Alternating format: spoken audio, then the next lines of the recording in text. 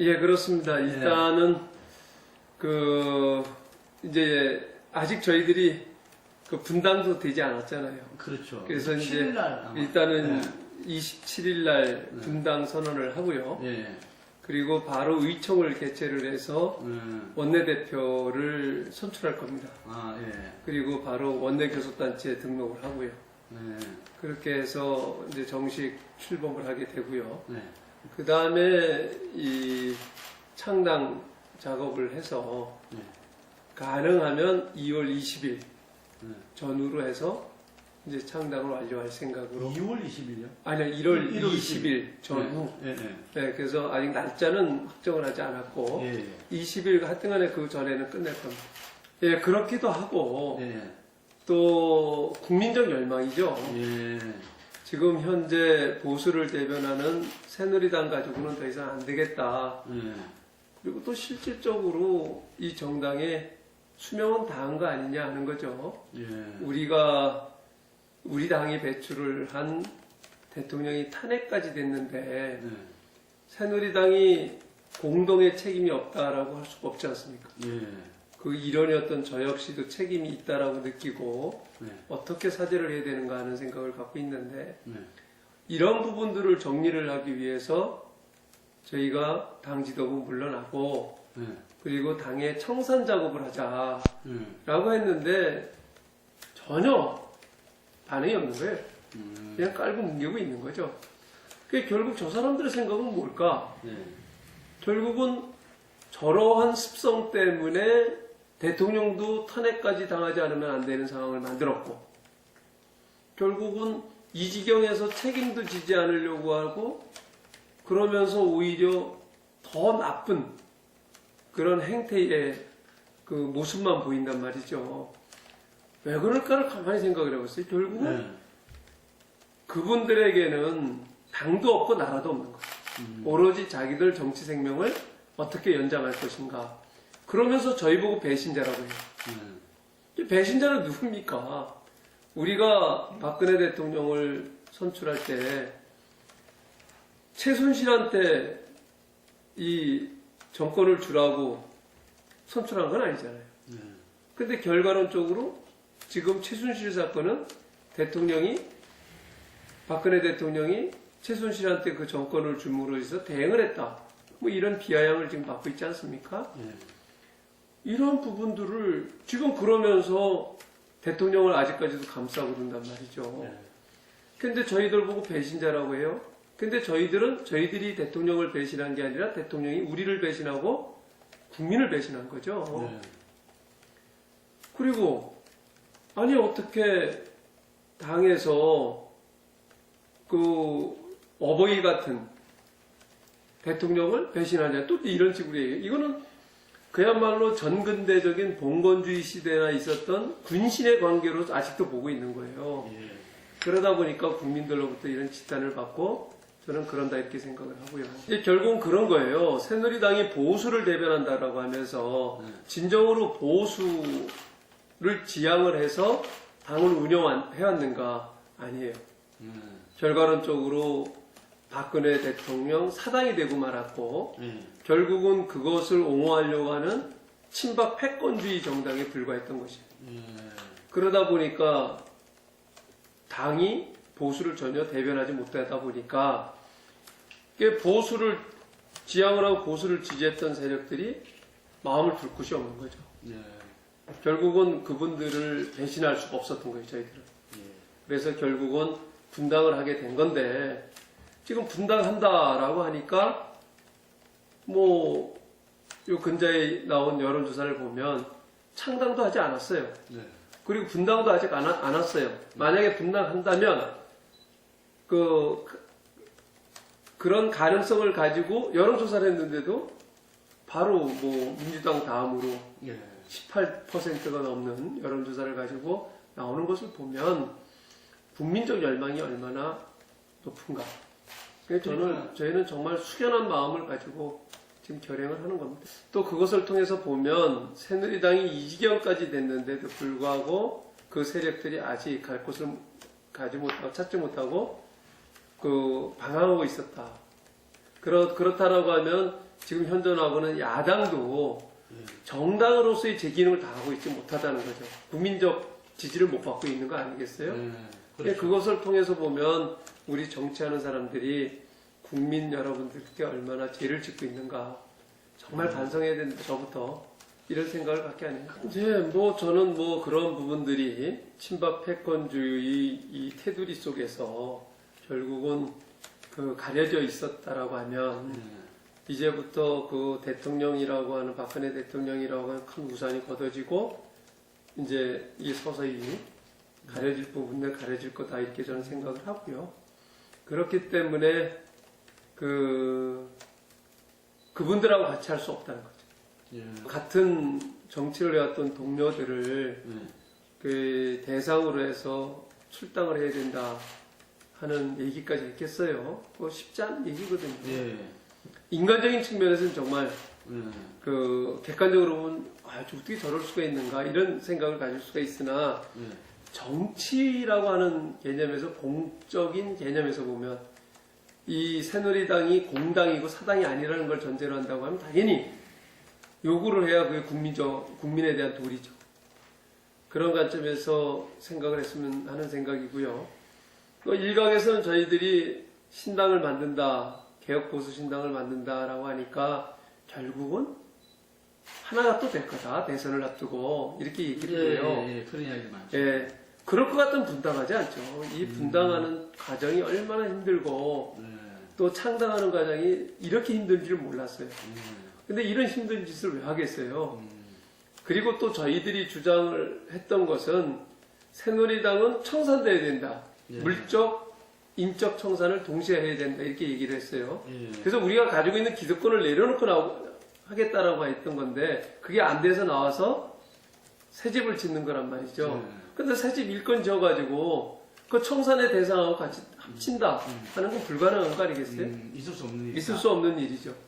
다만 그분들이 아직 주저하고 있는 사람들, 그 중간지대에 있는 사람들이 저 신당이 맞다라고 생각을 해서 새누리당을 탈당을 해가지고 합류하겠다라면 뭐 문은 언제든지 열려 있고 그분들을 언제든지 맞이할 준비는 되어 있습니다. 여러 가지 지난 4.13 총선 과정 속에서 새누리당이 국민들로부터 아주 따가운 논청을 받으면서 얻은 의석이 그 121석이었어요.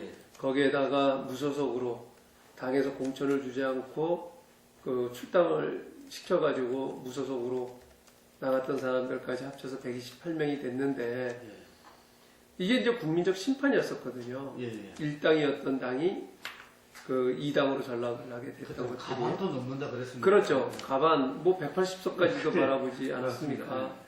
그런데도 불구하고 어느 누구 하나 제대로 된 책임을 지고 하는 사람이 없었던 것 아니에요? 결국은 이제 김무성 대표 혼자 책임지고 물러나는 이런 형상이 됐는데 결국은 진박 논쟁을 하고 친박 패권주의에서 그렇게 됐는데 그 사람들은 또 당을 장악하고 전혀 하지 않다 보니까 결국은 이 지경까지 온 거죠. 그래서 이제 저는 그렇게 생각을 해요. 결국 어려운 길은 가지만 이것이 우리를 지지해줬던 당원들이나 국민들에 대한 최소한의 도리다. 어려운 길이지만 미래가 불확실한 듯 보이지만 그 길을 가겠다. 그 이전에도 그 저희가 그 3인 3인에서 6인 그 중진들이 협의체를 구성을 해갖고 논의를 했었는데 그 당시에도 친박 쪽에서 제시했던 아니었습니다. 그러나 저희들이 받아들일 수 없었던 이유가 있었어요. 그런데 이제 오늘 아침까지도 제가 알기로는 친박 진영에서는 다른 사람을 접촉했던 걸로 알고 있어요. 그게 이제 정우택 대표가 깜짝 놀랄 만한 혁신적인 젊은 층에서 한 사람이 나올 거다라고 했는데 뭐 저는 개인적으로 이름은 밝힐 수 없지만 누구란 걸 알아요.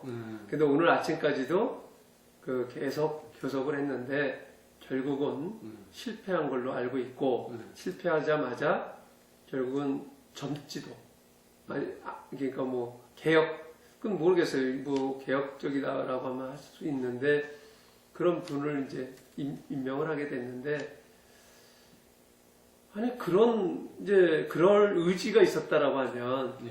진즉에 왜 그걸 못했는가? 그것은 저것은 어떤 의도인가 이렇게 이제 의심을 하게 되는 거죠.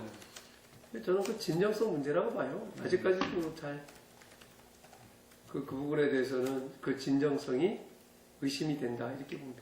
저는 뭐 우리 보수가 지향해야 될 가치가 분명해요. 자유민주주의 체제를 유지하고 시장경제 체제 하에서 그 국민들의 자유를 보장을 해야 되고 또 그것을 보장을 하기 위해서 우리가 법치주의가 지켜지지 않으면 안 되는 것 아니겠어요? 그러니까 이런 가치들을 실현을 하기 위해서 보수를 지향을 해야 되는 사람들이 갖춰야 될 덕목이 있는 거예요. 그게 도덕성과 책임성이에요. 근데 지금 우리 새누리당, 지금 박근혜 대통령이 탄핵까지 당한 이 시점에서 보면, 되돌아보면, 그 가치를 우리가 지키려고 어떤 노력을 했는가 하는 것을 반성하게 되고, 또, 그리고 나서 결과론적으로 실패를 했다라고 하면, 그것에 대한 도덕적 책임을 지고 있는가, 책임성은 있는가, 도덕성은 있는가 하는 부분에 대해서 묻고 싶은 거죠. 그렇기 때문에 보수를 지향하시는 분들이 이거는 보수가 아니다. 보수의 탈을 쓴 사당이다. 패권주의다. 이렇게 규정을 하는 거죠. 그렇기 때문에 진정한 보수, 그 개혁적인 보수를 국민들이 원하고 계신다 하는 겁니다. 그래서 그것을 대변할 수 있는 진정한 보수 정당을 한번 만들어 보려고 합니다. 예, 이미 저희들은 뭐 여러 차례 비상시국회의에서도 국민께 정말 사죄를 드렸고요. 그 사죄를 말로서만 드리는 게 아니라 실질적으로 그래서 우리가 가지고 있는 기득권을 다 내려놔야 된다라고 당에 주장을 했던 것이고 그게 이제 안 돼서 저희들이 나와가지고 스스로 새로운 보수를 대변할 수 있는 정당을 만들고 있는데 이 정당의 모습에서 저희는 국민들에게 보답을 해야 된다고 봐요. 이 정당의 모습은 기존에 다른 어느 정당에서도 시도하지 않았던 그런 정당의 모습이다 하는 겁니다. 그래서 지금까지는 중앙당 중심으로 당이 운영되어 왔잖아요. 거기에는 많은 사무처 의원들이 공간을 차지하고 있고 거기에서 당대표가 누가 되느냐에 따라서 그 중심에 색깔이 입혀지고 그래서 뭐 같은 새누리당이지만은 누가 대표가 되느냐에 따라서 색깔이 바뀌었지 않습니까? 그 대표 중심의 정당이 되고 말았던 거죠. 그러다 보니까 서로 다 당대표가 되려고 하고 당대표가 되면 자기 사람 심으려고 하고 그래서 그게 이제 장기화되면 패권주의가 되는 거죠. 그래서 그러다 보니까 그 소속돼 있는 사람들은 국민을 바라보고 있거나 당을 바라보고 있는 게 아니라 오로지 패권의 보수를 바라보고 정치를 하는 거예요. 그게 극단적으로 나타나는 게 친박 패권주의. 야당에서는 친문 패권주의 아니겠어요? 친노 패권주의가 이제 친문 패권주의 연결이 됐단 말이죠. 그래서 우리가 새로 만드는 정당은 이런 패권주의를 배격하는 정당. 그리고 국민이 중심이 되는, 당원이 중심이 되는 이런 정당을 만들겠다는 거예요. 본래의 정당의 모습이 그렇습니다. 그게 정당이 사무처가 장악을 해가지고 관료화되는 이런 정당이 아니고, 그래서 사무처는 정말 유능한 사람들을 데려다가 그런 꼭두각시 만들다시피 했던 거예요. 관료화시켜가지고 당 대표 중심으로 해서 그 패권주의를 떠받드는 이런 형상은 이거는 아니다는 거죠. 그래서 저희가 이제 만드는 정당은 사무처는 최소화하려고 해요. 그리고 그 사무처는 디지털 정당을 통해서 국민과 시민, 당원 이런 소리들을 듣고 그것을 집약을 해서 오프라인을 통해서 당사를 통해 가지고 그것을 결집을 하고 그것을 정리를 하고 그래서 이것이 제도권 내에 들어와 있는 국회의원들을 통해서 제도화시킬 수 있는 그런 플랫폼 역할을 할 수 있는 정당을 만들겠다는 게 저희들 생각입니다. 그래서 이제 저도 촛불 그 시위 현장을 나가봤습니다만은 거기는 요구는 하나지만 거기에서 분출되는 의견들은 굉장히 다양하게 나타났어요. 여러 각계각층에 다 나타났고 이런 부분들을 수렴할 데가 없으니 광장으로 나오는 거거든요. 정당이 그 역할을 해야 되는데 보수 정당이든 진보 정당이든 그거를 다 역할을 못했어요. 그래서 그것을 수용할 수 있는 진정한 그러한 국민 중심의 당원 중심의 정당을 만들겠다는 거죠. 네, 그 뭐 결합되는 것은 아닐 거고요. 예, 저는 이렇게 생각을 해요. 정당을 하는 사람들, 정당의 목표는 궁극적으로 집권입니다. 집권을 하지 못하거나 후보를 내지 못하는 불임 정당이라고 하지 않습니까? 근데 이 소속원들이 그것에 대한 갈망을 하죠. 우리 다시 집권을 해보자. 이런 생각들을 갖는데 아마 지금 여론조사를 통해서 보면 가장 높게 나타나는 분이 요 근자에는 이제 1, 2등을 다투시는 최근자에는 반기문 사무총장이 이제 1등을 하고 있지 않습니까? 수위를 달리고 있으니까 그거에 대한 기대치가 굉장히 높은 거죠. 그러나 그분을 위한 정당은 아닙니다. 그렇죠. 그분을 위해서 만드는 정당도 아닙니다. 다만 저희들은 분명하게 보수, 개혁적 보수를 지향을 해서 보수 진영들을 대변할 수 있는 진정한 당을 만들면 그 뜻에 이 당이 지향을 하는 가치와 철학을 같이 하신다. 그럼 언제든지 문호는 열려져 있고 모실 준비가 되어 있는 거죠. 예.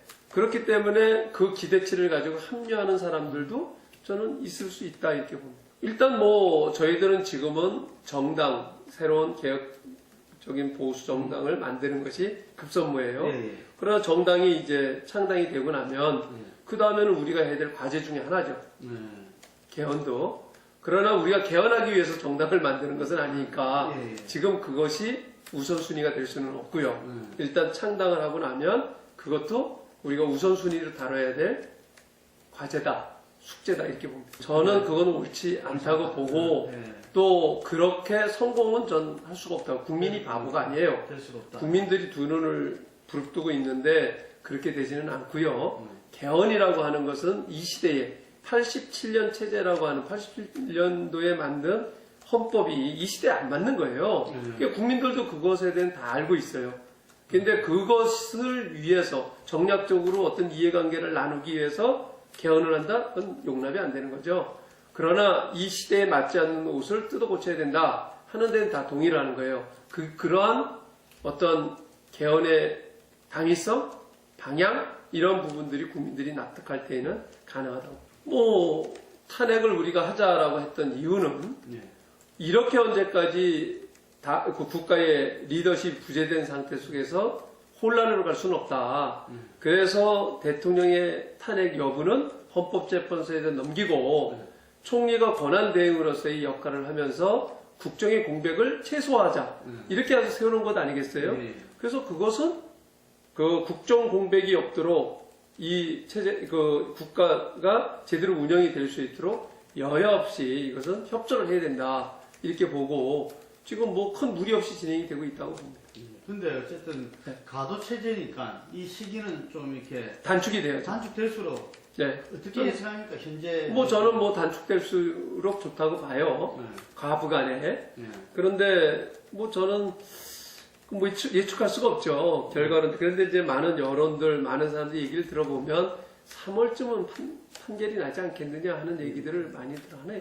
저는 여야정 협의체를 전반적으로 하는 것은 아무 일도 안 하겠다는 거나 마찬가지라고 봐요. 그래서 저는 처음부터 주장을 했던 게 여야정 협의체를 만드는데 사안별로 하자는 거예요. 지금 현재 이제 대통령 선거가 돼가지고 어느 정권이 출범을 하게 되면 거기에 따라서 또 이해관계가 상충이 돼가지고 당연히 해야 될 일들을 못하는 경우가 지금까지 모습이었잖아요. 그래서 지금이 저는 정말 공동의 과제, 예를 들어가지고 5대 기관 산업에 대한 구조조정이라든지 또는 규제 혁파라든지 뭐 이런 부분들은 지금 공동의 과제라고 봐요. 어느 정권이 출범을 하더라도 그 정권 때는 이걸 처리를 하고 가지 않으면 안 되는 숙제인데 미리 숙제를 풀고 가자 같이.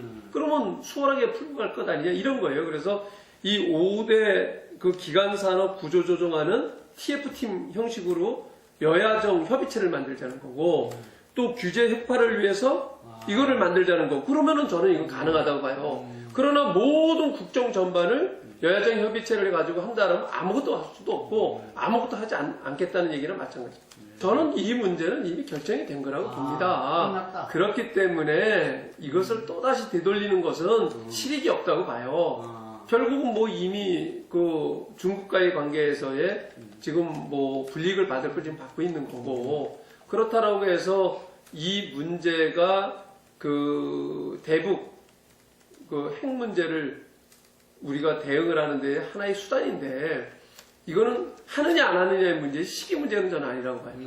그래서 이제 이런 부분에 대해서는 야당도 안 한다라고 하지는 않잖아요. 그렇죠. 네. 다만 이 사드를 배치하는 것을 결정하는 과정에서 저는 정부가 잘못했다. 저는 뭐 여당이었지만은 그 부분에 대해서 끊임없이 비판을 했고요. 그러나 지금 이것을 다시 되돌리기는 어렵다. 이렇게 봅니다. 저는 국정교과서는 처음부터 반대했던 사람이에요. 지금 그런데도 불구하고 무리하게 많은 돈을 들여갖고 만들어냈어요. 그것을 완전히 폐기하는 것보다는 그걸 단일 국정교과서를 하는 것보다는 정부에서 국정에서 만들었으면 한번 내놔봐라. 그래 다른 교과서와 같이 경쟁을 해서 선택적으로 자유롭게 선택해서 써봐라. 그래서 정말 진짜 잘 만드는 교과서라고 하면 쓰겠죠. 그래서 정부에서 하여튼 국가에서 만들었다라고 해가지고 무조건 내가 나쁜 것만은 아닐 거라고 저는 생각을 하는데, 아직 구체적으로 내용을 안 봤어요.